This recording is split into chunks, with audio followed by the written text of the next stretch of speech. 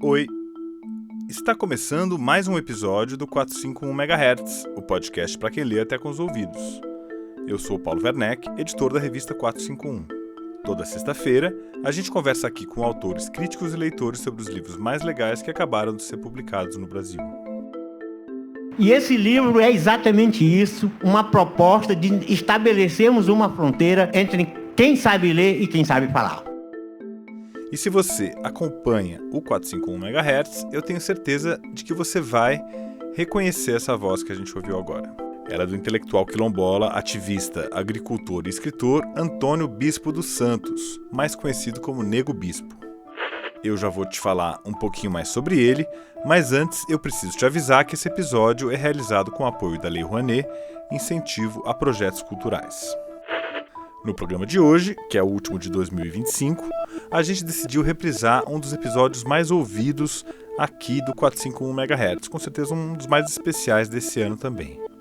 Eu estou falando de uma conversa raríssima entre a Bianca Tavolari e o Nego Bispo, que aconteceu numa das primeiras edições da Feira do Livro, na segunda edição, para ser mais preciso, lá em 2023, que o nosso podcast publicou agora no mês de abril de 2025. O Nego Bispo nasceu em 1959, no interior do Piauí, no Vale do Rio Berlengas, e foi o primeiro da família a ser alfabetizado. Ele traduziu para a escrita os saberes do seu povo e escreveu o livro A Terra Dá, a Terra Quer, que foi publicado pela editora Ubu, junto com a revista Pisa e a Grama, em 2023. É um grande sucesso esse livro. É uma preciosidade. O Nego Bispo faz uma espécie de resumo do pensamento dele, um pensamento altamente contracolonial. E para conversar com ele, a gente convidou a professora e pesquisadora Bianca Tavolari, que é colunista aqui na 451, na editoria especial As Cidades e as Coisas, que é um espaço voltado para pensar o meio urbano, as relações sociais, culturais, tudo aquilo que atravessa as cidades brasileiras. Então vamos lá para a primeira parte da conversa da Bianca Tavolari com o Nego Bispo, que aconteceu poucos meses antes de ele morrer, em dezembro de 2023.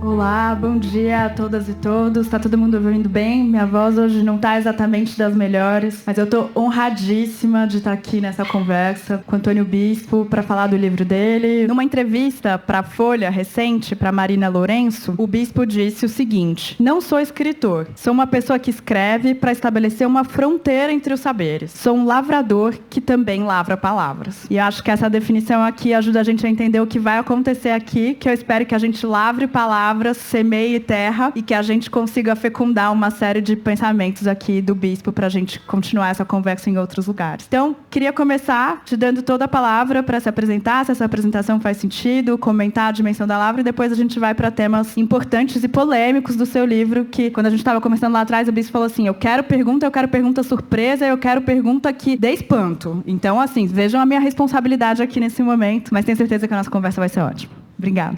Vivas! Vivas! Eu vou pedir licença para, em alguns momentos, falar de pé, porque eu gosto de falar olhando e eu não estou dando conta de ver as pessoas que estão por trás, tá bom? Então, eu sou registrado como Antônio Bispo dos Santos, mas sou tratado como Nego Bispo, Velho Bispo, Bispo, Antônio Bispo, enfim, as pessoas me tratam da forma que vibra melhor na vida delas e eu me sinto gratificado com isso. Eu tenho dito que está faltando mais poesia na nossa vida. Aliás, está faltando poesia nas nossas vidas. A gente já foi mais poético. E eu estou fazendo uma campanha para a gente poetizar cada vez mais. E eu tenho dito que as nossas poesias devem ser o máximo possível orgânica, necessária. E aí, eu tive pensando como começar essa fala. Mas eu digo que a história é consequente. E aí, a nossa apresentadora acabou me dar o mote de como começar essa fala. Se eu sou um lavrador de palavras, também, eu sou um lavrador e entre o que eu lavro, eu também lavo palavras. Então, entre as palavras que eu tenho lavrado, está germinando uma declamação. Essa declamação que eu vou fazer é a primeira vez que eu vou declamar. Então, em outros lugares, vocês podem me ouvir a declamar diferente, porque ela está só germinando. Ela vai ser cuidada daqui para frente. Mas eu vou apresentar ela pela primeira vez em processo de germinação.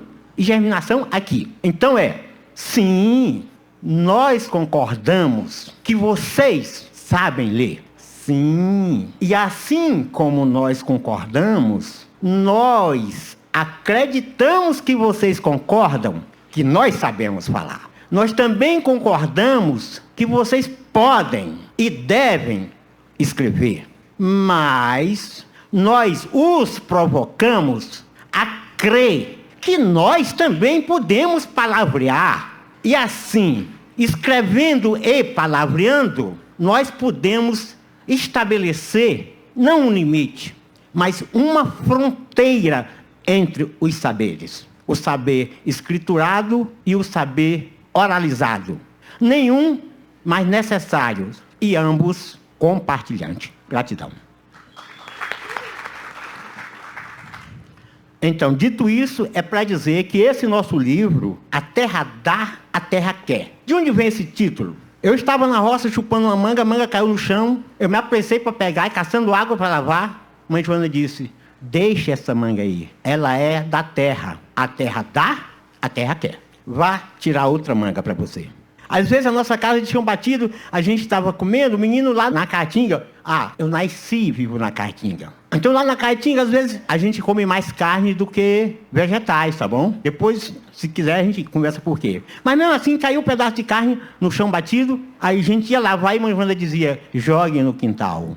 Tudo que apodrece, joga no quintal, porque a terra dá, a terra quer. E aí mãe Joana foi me dizendo isso como um alerta, mas também como um convite para rever as nossas relações com a terra. Se a terra dá e a terra quer, será que nós estamos ouvindo isso da terra? Então, não fui eu que tive a ideia de colocar esse título no livro. Quando nós estávamos numa situação meia de faz, não faz, publica, não publica, porque na verdade eu não queria lançar esse livro agora. Vai, não vai, vai, não vai. Quando nós estamos nesse vai, não vai, uma das nossas amigas, Renata, da Pizzeria Grande, disse, mas nego, isso, mas já tem até o título. Eu disse, como assim que tem um título? Ninguém me disse que esse livro já tem um título. Ela disse, tem. A terra dá, a terra quer. Aí ela me pegou na via. Como é que eu vou dizer não, se mãe Joana foi quem criou esse título? E se mãe Joana não sabia ler nem escrever, mas sabia palavrear, então mãe Joana palavreou há muitos anos atrás o título desse livro. E esse livro é exatamente isso, uma proposta de estabelecermos uma fronteira entre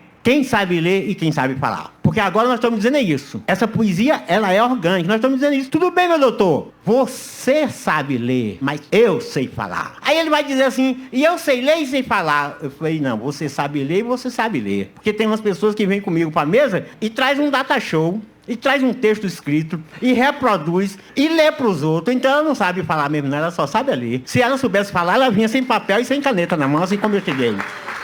É isso. Bom, a gente já recebeu o presente do seu poema inicial. E eu, claramente, só sei ler porque trouxe escrito aqui no meu caderninho. Tudo escrito, mas porque eu quero ler com muita atenção. As minhas páginas estão dobradas aqui. E a gente não tinha combinado, mas a minha primeira pergunta era do título. E como eu só sei ler, vou ler palavras suas, que eu acho que é mais interessante do que as minhas aqui, porque, afinal de contas, o espaço é seu. Vou falar as palavras dele, exatamente. Nossa geração avó dizia que a gente planta o que a gente quer, o que a gente precisa e o que a gente gosta. E a terra dá o que ela pode e o que a gente merece. Então jogávamos todo tipo de semente no mesmo local e a terra fazia a seleção das sementes que ela deixaria germinar. Alguns animais conhecidos, como insetos, preferiam comer uma espécie de planta e deixavam as outras. Essa era a sabedoria cosmológica do nosso povo. Não precisávamos usar veneno porque os animais faziam a seleção. Como todas as plantas eram alimento, aquelas que sobravam eram para nós. O nosso povo também dizia que a terra dá e a terra quer. Quando dizemos isso, não estamos falando da terra em si, mas da terra e de todos os seus compartilhantes. Você já antecipou o título falando da semente, mas acho que essa ideia de não é a terra em si, mas a terra e todos os seus compartilhantes, me parece que é fundamental no teu livro. Essa ideia que você está trazendo, uma série de ideias, mas especialmente a ideia de que tem uma cosmologia que é importante, que as palavras são importantes, e de pensar isso, que a terra fornece coisas pra gente, mas tem uma responsabilidade muito grande também da gente, porque ela está fazendo exigências importantes que a gente não está ouvindo, né? Então acho que o teu livro, o título é maravilhoso, por isso já traz um elemento muito importante. Queria que você comentasse essa parte, de que não é a terra só a terra física, mas o jeito que você está olhando para o mundo. Então, as árvores, respondem essa pergunta. Como é que as árvores respondem? A árvore libera a flor para quem quiser se relacionar com a flor. E várias vidas se relacionam com a flor. Uns pelo cheiro, outros que são as abelhas que vão lá e tiram o pólen e o néctar, outros que comem essa flor e outros que esperam a flor se transformar em fruto. Aí a flor se transforma em fruto, aí tem vidas que vão lá em cima da árvore, alguns pássaros, e picam aqueles frutos, tira a parte que lhe interessa, mas a semente, o caroço, cai na terra. E tem vários outros que vão lá e levam para casa, enfim. E a árvore parece que está só assistindo a tudo aquilo. Vem um roedor, cata aquela semente, planta lá na frente. Vem uma pessoa e resolve plantar porque quer plantar, e a árvore está ali. Se a gente for perguntar à árvore, qual é a tua parte nessa história? Ela pode responder de várias formas, porque nenhuma pergunta tem só uma resposta. Mas para Nego Bispo, como é que a árvore responde? A minha vantagem nessa história é que alguém semeou o caroço, a semente. Ou seja, nossa espécie vai continuar. É isso. A árvore transa com tantos viventes, que dá para dizer que a árvore é poligâmica. Olha só que maravilha, é poligama. Ou mais do que isso, ela é uma coisa muito grande. E tudo isso a árvore faz com as raízes na terra, sendo alimentada pela terra para nos alimentar e retroalimentar a terra, porque depois a árvore vai liberar as folhas, vai liberar os galhos secos. E ela vai liberar tudo isso para se decompor ou para queimar. Porque às vezes as pessoas veem o fogo na mata, alguns ambientalistas da cidade, que ainda não consertaram a cidade e querem consertar a floresta. Acho isso a coisa mais linda. Aí fica pensando que o fogo só faz mal. Não, o fogo também faz bem. Porque tem alguns momentos que aquelas matérias secas não estão conseguindo se decompor, e aí um fogo acelera o processo de decomposição. Em tudo tem os ganhos e as perdas, as forças e as fraquezas. Mas enfim, quando a gente diz a terra dá e a terra quer, a gente está dizendo a terra e tudo que existe na terra. É uma biointeração. É uma vida orgânica, cíclica. Então esse título, ele é orgânico, porque ele não está dizendo preserve o meio ambiente. Ele está dizendo se relacione com o ambiente, se relacione, não é preservar, é relacionar. Preservar, o ambiente não precisa dos nossos cuidados não, o ambiente é quem cuida de nós. A gente tem essa mania de reverter as coisas. O ambiente cuida de nós. E nós nos relacionamos com o ambiente. Como todas as relações têm efeitos e defeitos, as nossas relações também têm. Então, quando a gente diz a terra dá, a terra quer, a gente diz assim, se relacione. Porque a mesma geração, a avó dizia, a vasilha de dar é a mesma de receber. Se você só tira e não bota, acaba. É tão simples, né? Tira e não botou, acabou. Aí às vezes as pessoas perguntam, por que região tal não faltava água e agora está faltando? Ora, tirou e não botou. Porque se tirar e botar, se for a terra dá, a terra quer, não vai faltar. É assim que eu sinto esse alerta. A terra dá, a terra quer. Se você não der, a terra também não dá. Bispo, eu acho que o título do livro, você está dando uma aula aqui para a gente, mostrando que a diferença em relação ao discurso ambientalista de preservação, uma frase fácil que você está falando, mas que para a gente é tão difícil de entender, a terra dá, a terra quer, né? Quase uma máxima de vida, que se a gente levasse ela a ferro e fogo nas nossas vidas, a gente estaria em lugares muito melhor. E eu adorei a parte da árvore poligâmica, acho que resolve muitos dos nossos problemas de várias ordens. Eu ia te perguntar, aqui nesse livro você falou uma frase que ficou um pouco polêmica e eu queria que você contasse.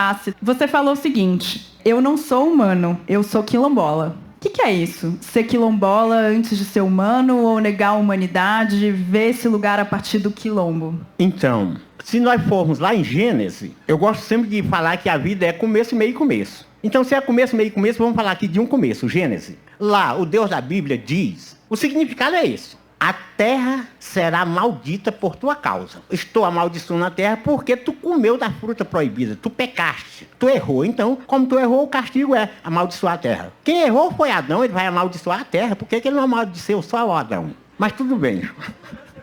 Muito bom. Aqui ele vai dizer, haverás de comer com fadiga do suor do teu rosto. Então, nesse momento, ele inventou o trabalho, porque até agora Adão não precisava trabalhar. Agora ele começou a castigar Adão também. Mas aí ele disse, as ervas serão daninas. Como assim as ervas não fizeram nada? Aí elas viram daninas, só porque Adão comeu uma fruta. Nem perguntou às ervas se podia comer. Porque se tivesse perguntado, talvez ela tivesse, assim, tá atrasado. Né? Mas lá, nesse mesmo momento, que a terra é maldita, quem é que quer pisar na terra maldita? Aí ninguém quer. Aí ele começou a criar um sentimento específico para uma vida, que é a vida humana. Aqui ele criou a humanidade, porque até antes, Adão era um selvagem. Não podia comer do jardim do Éden, do fruto que achasse, assim como os indígenas, que são selvagens, podem comer de qualquer coisa, assim como nós quilombolas, que somos selvagens, nós podemos. Mas aí Adão passou a deixar de ser selvagem, aí começou a ser humano. Então, ser humano é ser eurocristão monoteísta. Eu estou dizendo eurocristão monoteísta, porque tem os cristãos politeístas. E pode. Para nós, nada é mono. Mãe Joana dizia, meu filho, quem tem duas tem uma, quem tem uma não tem nenhuma. Eu falei, muito bem, mãe Joana. É assim mesmo. Então, veja bem, daí eu vou entender que a humanidade tem uma trajetória fundamentada nas escrituras, porque tudo para a humanidade tem que ser escrito, fundamentado nas escrituras e mono. O humano, no reino animal, como um todo, o humano se diferencia dos demais. E ele é o mais inteligente, é o sábio, é o cientista. Ele é o melhor. Tanto ele é o melhor, que entre todos os animais, só o ser humano escreve. Os outros animais não se comunicam através das escrituras, só os seres humanos, porque eles são os sábios. Eles são tão sábios que entre todos os animais, só os seres humanos precisam de remédio para curar de doença. Porque as outras vidas não precisam. No relacionamento ambiental, as outras vidas resolvem tudo o que precisa resolver. Só o ser humano precisa de uma escola. Porque os outros animais que não são inteligentes não precisam de escola. Eles aprendem tudo o que é necessário para viver na sua criação. Pássaro, quando voa, já sabe tudo o que precisa para viver. Sabe? A cobrinha, quando se livra da mãe, já sabe tudo o que precisa para viver. Só o ser humano precisa de escola. Tem ser humano que passa 60 anos estudando, não sei para quê. Se vai levar para o cemitério e se saber todo. E o que ele vai fazer com ele lá. Mas então, aí é esse tipo de humano que eu não sou. Eu sou animal, eu sou do reino animal. Eu convivo com as serpentes, eu convivo com as lacraias, eu convivo com as onças, eu convivo com os ratos, com os morcegos, com os sapos,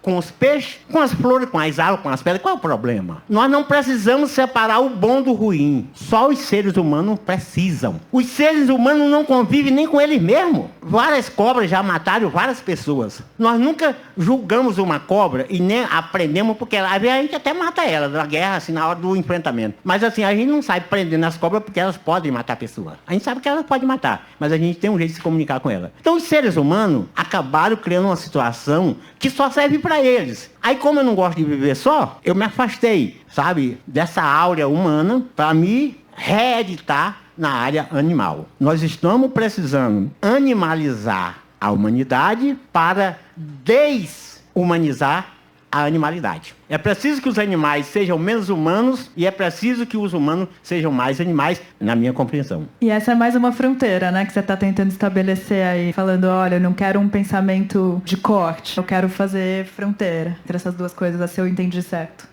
Nós escrevemos um livro chamado Colonização, Quilombos, Modos e Significações. Esse livro está disponível em PDF, é só botar o título, você vai achar ele lá. Aí nesse livro tem um capítulo chamado Guerra das Denominações. Por que Guerra das Denominações? Porque o colonizador, eu fui adestrador de bois. E eu aprendi a adestrar e percebi que adestrar, colonizar, educar, domesticar é tudo a mesma coisa, ou tudo muito parecido, digamos assim.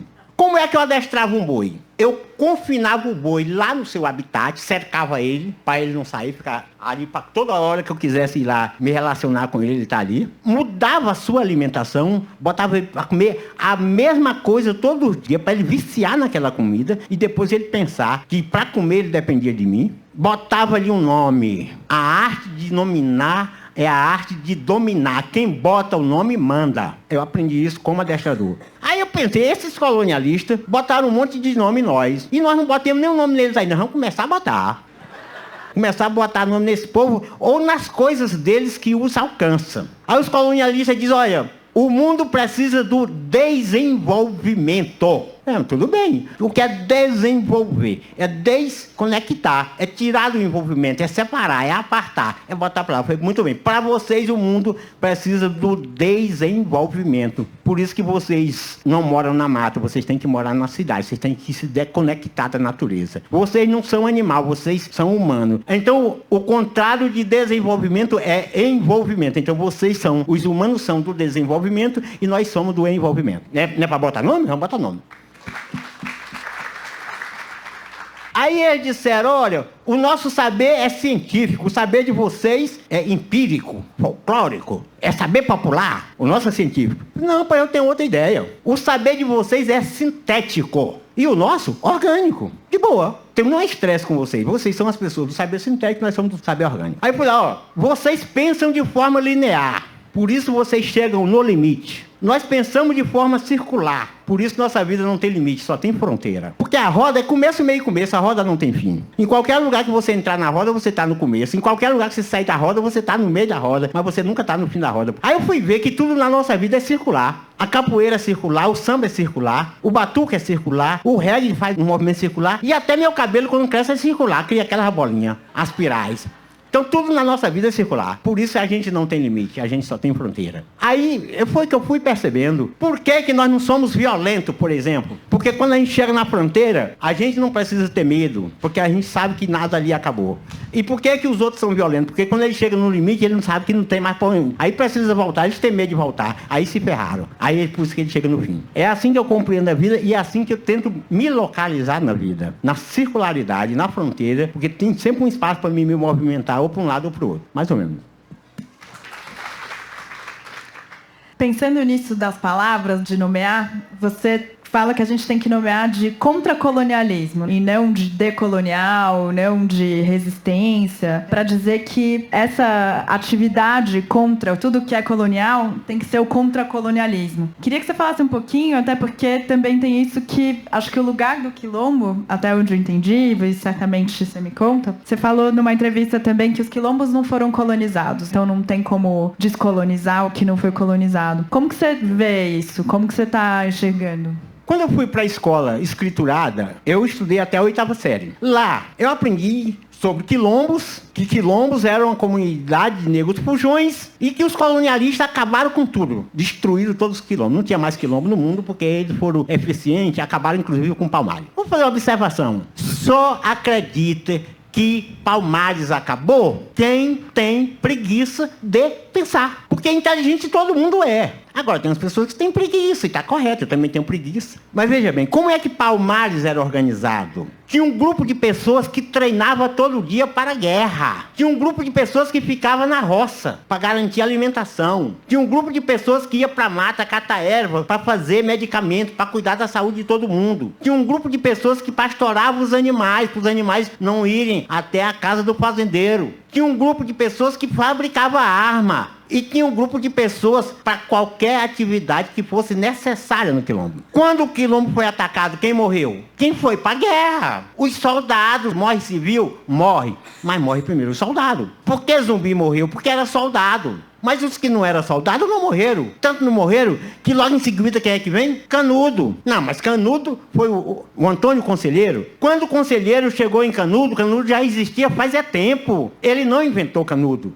Ele foi o cara que deu essa cara de comunidade messiânica. Então por que os colonialistas botam Antônio Conselheiro nas alturas? Porque é fácil, para poder desqualificar Canudo. Da mesma forma, vai acontecendo em vários outros lugares. Ou seja, quilombo sempre existiu e continua existindo. Boa parte do povo que saiu de Canudo foi para onde? Vocês já ouviram falar? Morro da Providência. A primeira favela no Rio de Janeiro foi criada por povo de quilombo. Então o Morro da Providência é um quilombo. Só que aí o que ocorre? Desde o início do colonialismo até a Lei Áurea de 88, quilombo era considerado uma organização criminosa. Da Lei Áurea até a Constituição, 100 anos, a Constituição de 1988, quilombo foi silenciado nas narrativas jurídicas, mas a capoeira era crime, o samba era crime, a umbanda era crime, então eles criminalizaram as nossas manifestações. Então se criminalizou aquilo que o meu corpo faz, criminalizou o meu corpo. É simples assim. Então quilombo continua sendo crime. Só a Constituição de 1988 é que acolhe os quilombos como uma organização de direito. Mas o direito colonialista, o direito, a mesma escola deles, a mesma saúde deles, não acolheu a nossa saúde, a nossa relação com a saúde,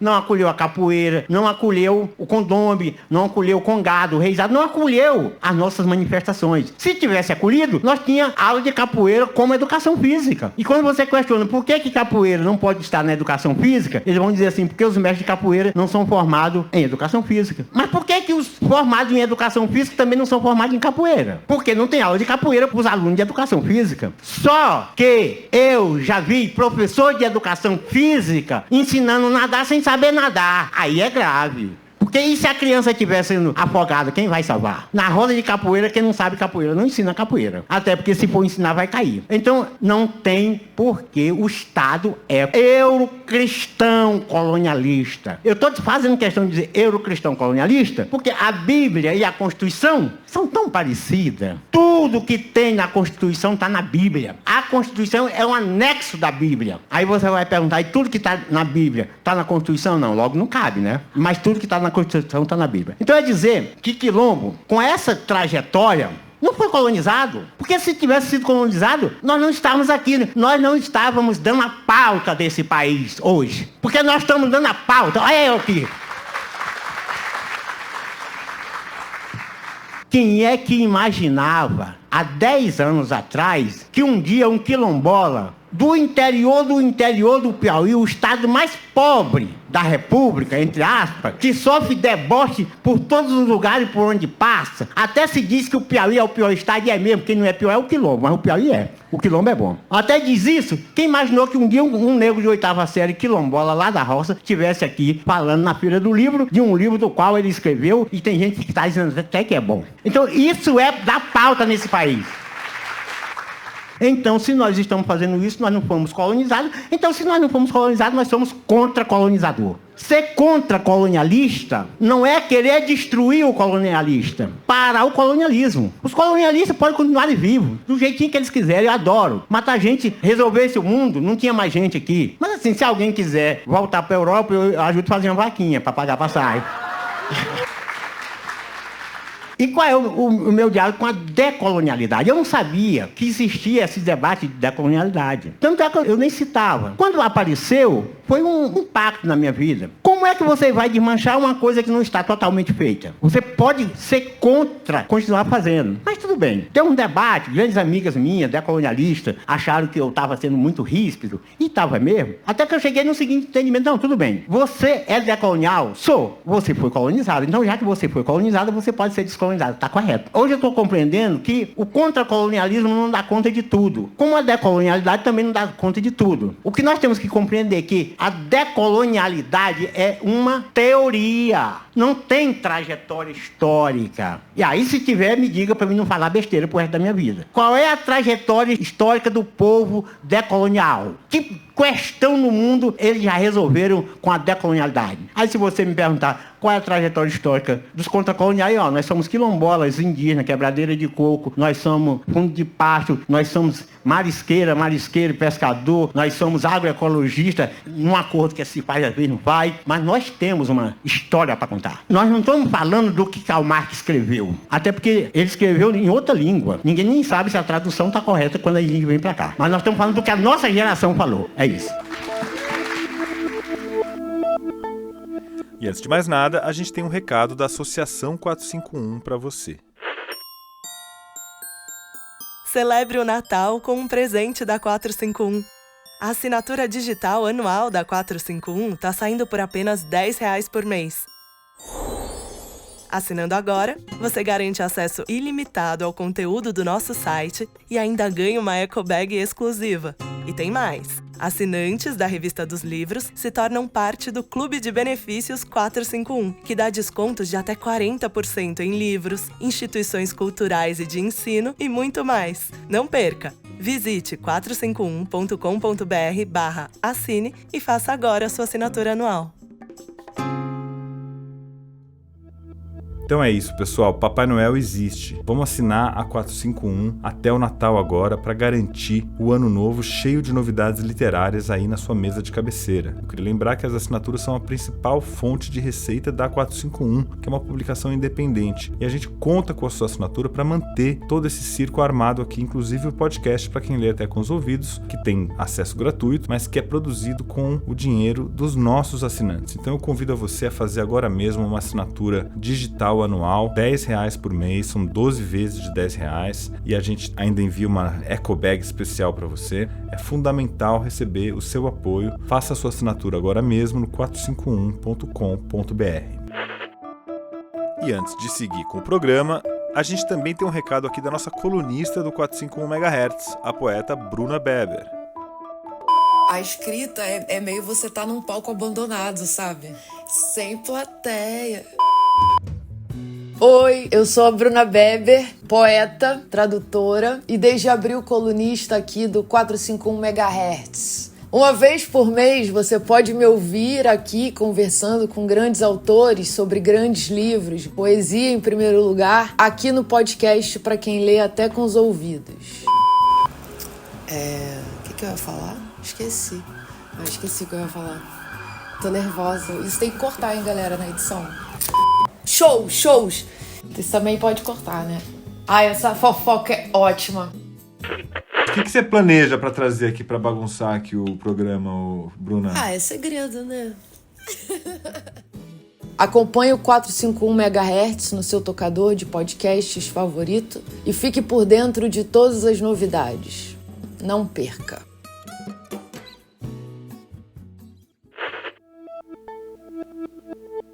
Então vamos lá para a segunda parte da conversa da Bianca Tavolari com o Nego Bispo.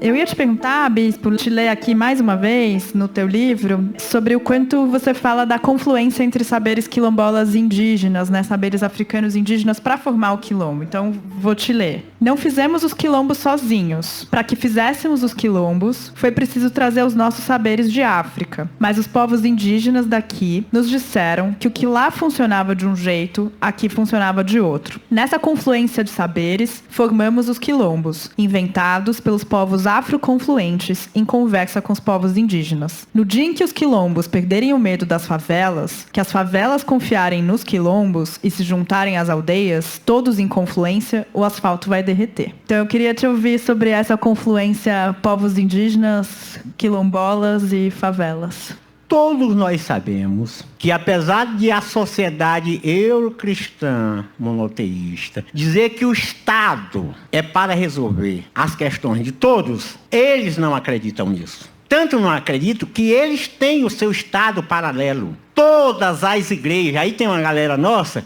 que entra em desespero. Olha, mas os evangélicos estão chegando nos quilombos. Olha, os católicos já estão lá há muito mais tempo. A questão não é ser evangélico ou ser católico, a questão é ser cristão. Porque se for cristão poli, não é grande questão. Ou seja, então todas as igrejas têm escolarização, desde a alfabetização até grandes universidades. De quem é a PUC? A Pontífice Católica. É dos quilombolas? É dos católicos, é dos cristãos, é da sociedade cristã. Porque cristão não é um fantasma, não é vida real, eles existem. Então, eles criaram a estrutura escolar deles. Eles criaram a estrutura de saúde desde as comunidades terapêuticas até grandes hospitais, com dinheiro do Estado, com negócio de filantropia, dizendo que as nossas... Olha, eles são tão espertos que ele diz que eles criam as empresas dele, eles podem ter as empresas. Quando a gente cria uma associação, ele diga sem fim lucrativo. Ó, todas as nossas organizações obrigatoriamente têm que ser sem fim lucrativo. E aí, como é que a gente vai avançar? Bom, então eles têm toda essa estrutura na área da saúde, na área da educação, eles têm banco, eles têm televisão, eles têm um Estado paralelo, fora as empresas. E nós temos o quê? Por que nós não temos? Porque nós tínhamos. Os nossos quilombos eram as nossas organizações paralelas. Os nossos quilombos negociavam com o Estado, não se submetia. Negociava com os fazendeiros, não se submetia. Caldeirão no Ceará exportava e importava da Alemanha, na década de 30. Caldeirão ficava no Crato, no Ceará, era um quilombo, coordenado por várias pessoas, mas quem ficou famoso foi Beato Zé Lourenço. Foi bombardeado por Getúlio Vargas em 1936/37. Não tinha aeronáutica no Brasil, não. Foi o exército brasileiro que bombardeou mais de 30 mil pessoas desarmadas. Como é que a história não conta isso? Você não sabe dessa história porque você só sabe ler. Você não sabe falar. Porque você não visitou o seu lugar. Você não leu o seu lugar. Você até leu Karl Marx, mas não falou com a sua avó. Talvez se você tivesse falado com a sua avó, você percebesse que não é Karl Marx.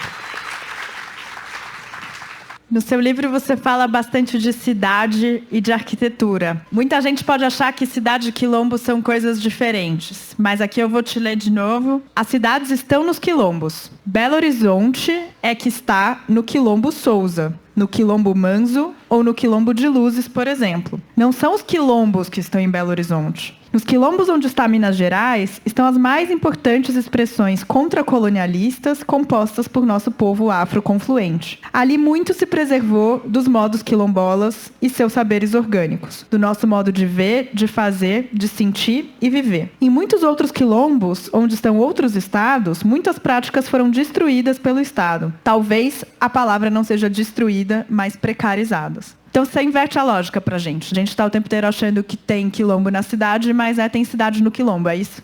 Como é que o quilombo estaria na cidade? Se quando ele chegasse ali, a cidade já tivesse, eles não tinham ficado. Os quilombos não estão no segundo andar. Eles estão no térreo. Então, logo quando eles chegaram ali, não tinha cidade, tinha mata. Então, se eles estão no térreo, eles chegaram primeiro. Se isso não resolvesse, resolvia conversando com as pessoas. Então, as pessoas estavam ali e a cidade foi até lá. Então, quando a gente diga que nós precisamos contracolonizar, nós precisamos contracolonizar na geral, principalmente na geografia.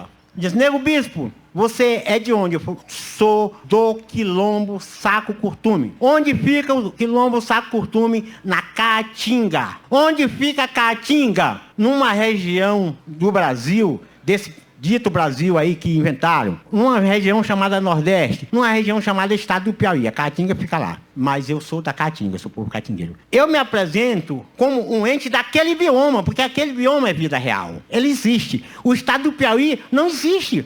O que é o Piauí? Isso é questionar logo a geografia. Então, eu sou quilombola por essência, eu sou quilombola por consequência. E eu sou brasileiro por conveniência. Mas também sou. Eu sou piauiense por conveniência. Eu sou quilombola por essência. Eu sou lavrador por essência, mas eu sou trabalhador rural por conveniência. Eu sou agricultor familiar por conveniência. Ou seja, o governo manda uma tal de uma política pública para os agricultores familiares. Eu chego lá e eu sou agricultor familiar. Piauiense, brasileiro, casado.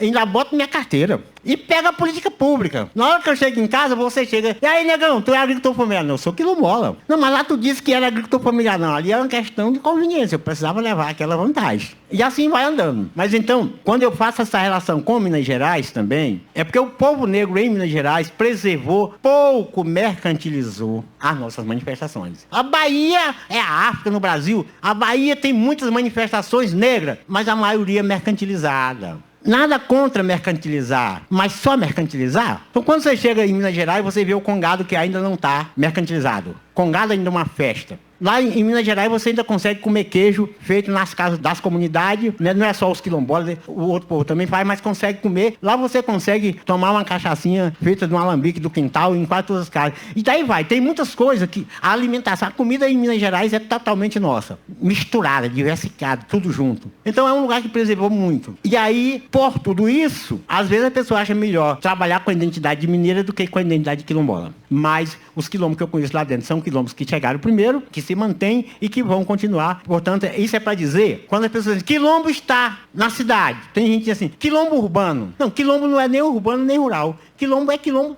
ponto. Sem adjetivo. Nós somos criados por conta de existir relações fundiárias. E o quilombo não é só a terra, não. O quilombo é a terra, é o vento, é o sol, é o mar, é a água. O quilombo é o cosmo. Enquanto houver cosmo, existe quilombo e quilombola. Vou passar agora para algumas das perguntas de vocês. A Bruna está te falando bom dia. Aqui em São Paulo, recentemente, numa obra do metrô, foram encontrados objetos arqueológicos do Quilombo Saracura. Estamos num movimento para preservar esse sítio arqueológico. Como podemos contar as nossas histórias enterradas pela cidade? Mais uma? Vamos juntar, então. Aqui a pessoa não se identificou. O senhor falou no começo que precisamos poetizar a vida. Como o senhor poetiza a sua vida e onde o senhor enxerga a poesia no seu cotidiano? Já tá bom, né? Ou não? Mais uma? Então vamos. Caio, agradeço pela fala. Gostaria de saber como você entende a ideia de território. Os colonialistas têm museus. Nós temos memória. Eu estou esperando uma proposta da Universidade Federal de Minas Gerais para reeditar uma exposição permanente lá na Casa do Conhecimento, né, no Museu do Conhecimento. E eu estou dizendo que nós temos memória, não é museu. Mas, naturalmente, eu vou levar a memória para lá. Mas, enfim, é dizer que transformar aquele lugar num lugar simbólico para nós, para quem gostar disso, eu acho que deve fazer. Eu não gasto muito minha energia dessa forma. Porque aquele lugar, ele guarda uma relação muito violenta com os colonialistas. Então, ele guarda uma memória que é melhor estar quieta. Mãe Joana dizia, palavras boas, horas algumas. Palavras ruins, horas nenhumas. Então, ao invés da gente disputar um espaço físico-geográfico que tem guardado uma memória de dor, nós não devemos apagar aquela memória, mas nós devemos deixar ela quieta. Então, a preservação que nós temos que ter não é uma preservação para visitação de aprofundamento, é só para saber que aconteceu. É como um registro, aconteceu, mas não é para a gente dar tanta ênfase para não ficar desenterrando memória de dor. O que eu digo é que nós temos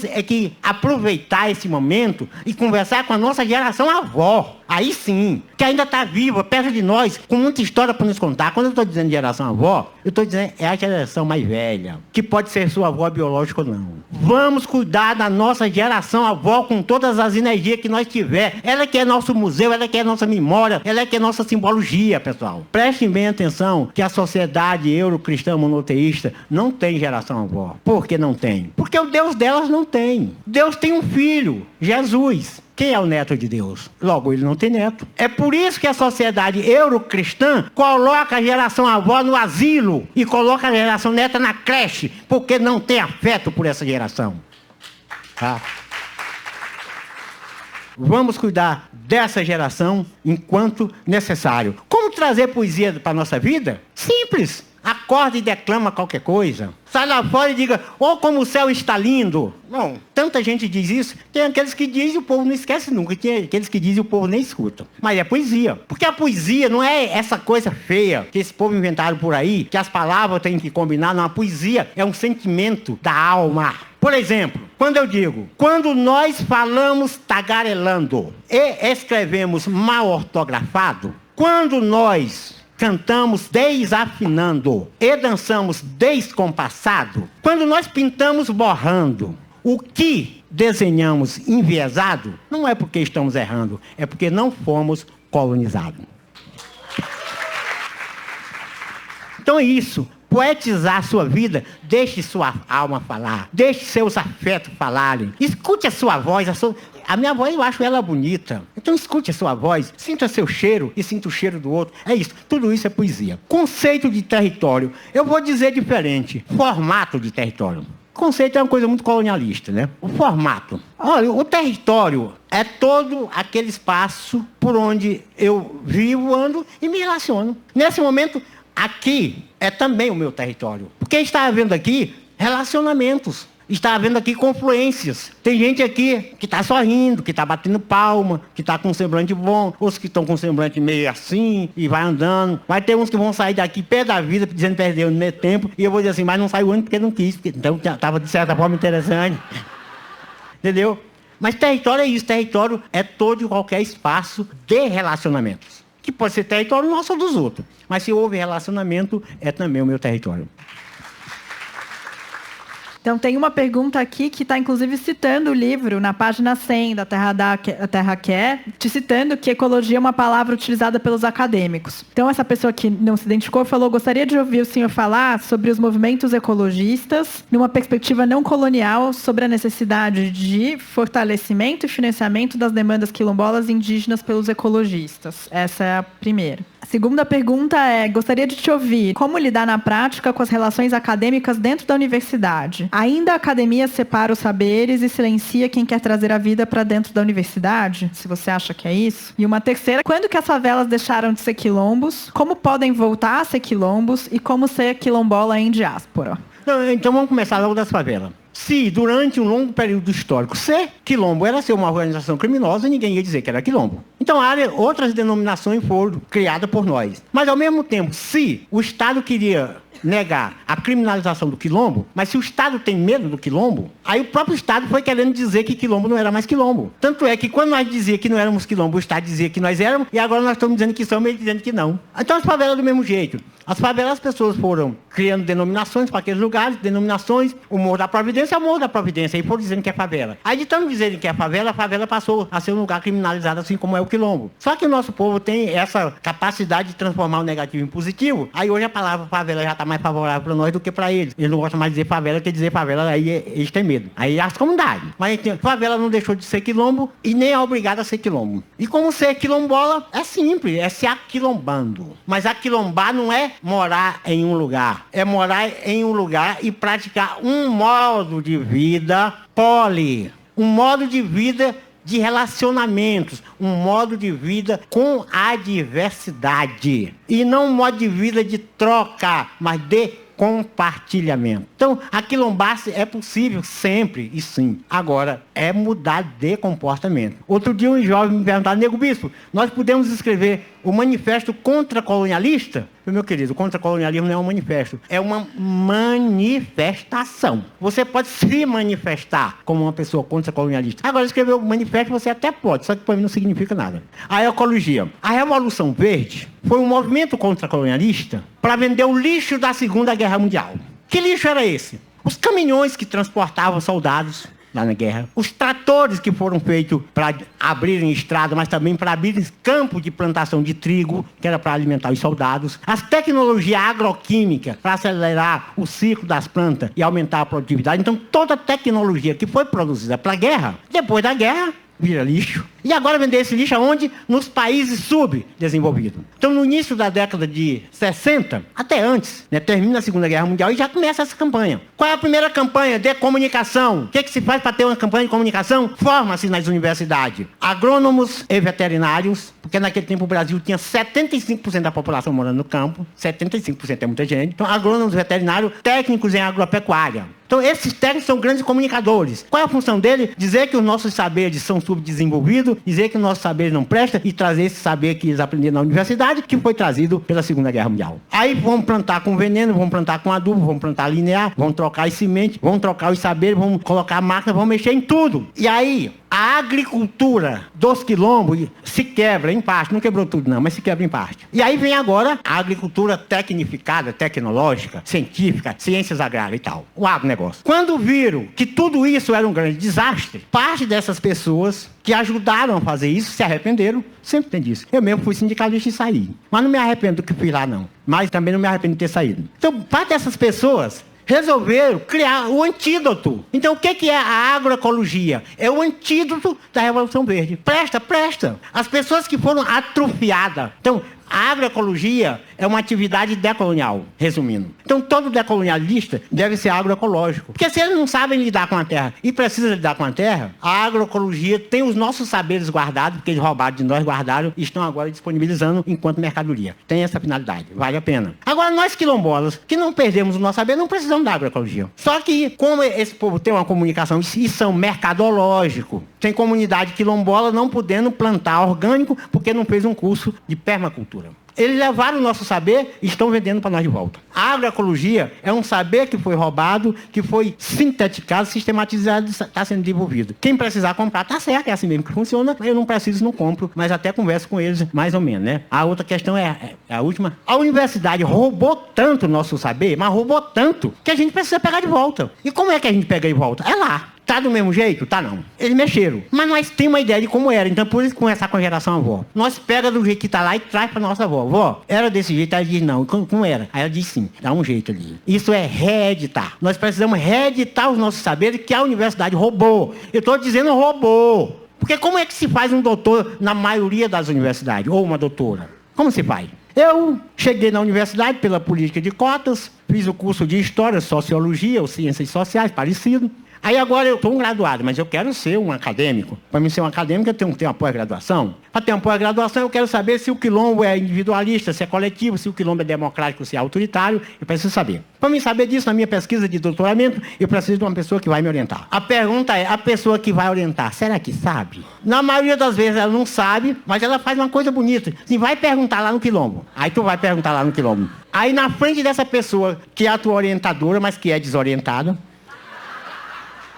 Na frente dela, tu é estudante de mestrado. Mas quando tu vai até lá no nosso quilômetro, no caminho, tu troca de roupa e tu chega lá, tu é pesquisadora, olha. Tu chega na minha casa, eu boto uma rede maravilhosa para tu deitar, mato uma galinha do chiqueiro, faço a comida boa, te atendo, passo todas as informações, não te cobro nada por isso. A relação é muito boa. Aí tu volta, agora tu tem que fazer uma defesa, tu tem que mostrar que aquilo é um negócio mesmo muito bom. Aí vai formar uma banca. As pessoas que te ensinaram vão para a banca? Nunca. Quem vai para a banca é uma mais desorientada ainda, que nem acompanhou a pesquisa.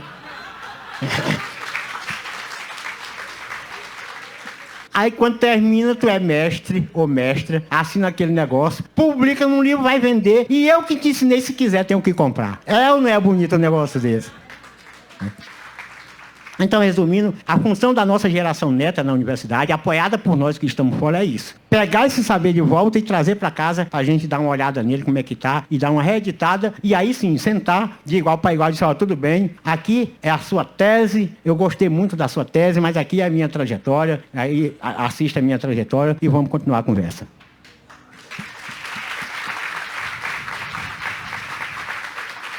Bispo, para mim foi uma honra estar aqui com você hoje na conversa. Eu tenho certeza que todo mundo sai daqui tocado, ninguém sai ileso. Tá todo mundo pensando e refletindo sobre essas palavras que você lavrou e semeou aqui com a gente. Muito obrigada pelo teu tempo, muito obrigada por ter escrito o livro, muito obrigada por estar aqui. Vai.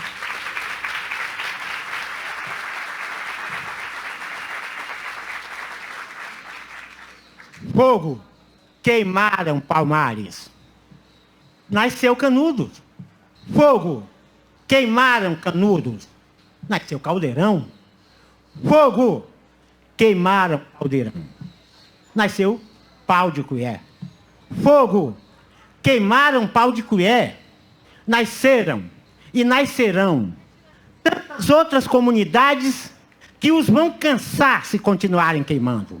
Porque mesmo que queimem a escrita, não queimarão a oralidade. Mesmo que queime os símbolos, não queimarão os significados.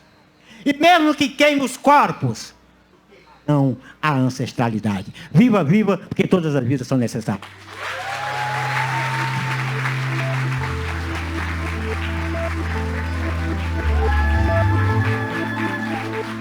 E antes de me despedir, eu quero passar para o quadro do 451 MHz, que traz o melhor da literatura LGBTQIA+, de todos os tempos.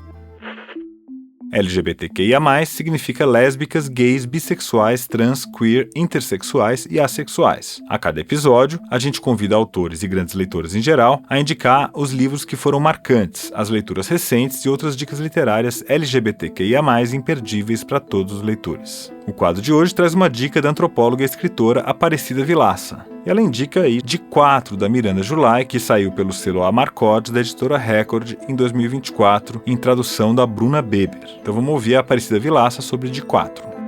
Embora o livro D4, de Miranda July, tenha sido apontado em críticas como tendo a perimenopausa como eixo narrativo, eu o li como um livro tremendamente sexy, em que o tesão e a abertura para a experimentação sexual dão a tônica das reflexões e ações da protagonista. Não podemos dizer que se trata de um livro claramente LGBTQIA+, pois a personagem, uma mulher de 45 anos, é casada com um homem, e boa parte do livro gira em torno de um tesão quase incontrolável por um outro homem. Entretanto, a protagonista revela-se bissexual, tanto em seu passado quanto no seu novo presente de habitante de um motel de uma pequena cidade americana. Ali, dedica-se a experimentar tudo sem preconceitos, deixar livre a imaginação e o corpo. Enquanto vivia o casamento estável com o homem, tendo tido namoradas no passado, ela diz: só preciso manter o meu lesbianismo guardado, como uma pessoa que enterra partes de um tesouro em diferentes lugares do mundo. Nunca está comigo, mas nunca está longe. As fronteiras entre hétero e homossexualidade, enquanto categorias identitárias, são desfeitas, fazendo desses rótulos escolhas comandadas pelo acaso e pela busca do prazer. Então essa foi a dica da Aparecida Vilaça, De Quatro, da Miranda July, que foi publicado pela Amarcord e traduzido pela Bruna Beber. Aqui no 451 MHz, a Bruna participou de um episódio com a Branca Viana, no qual elas falam desse livro. É o episódio 128, cujo título é De Quatro, com Miranda July.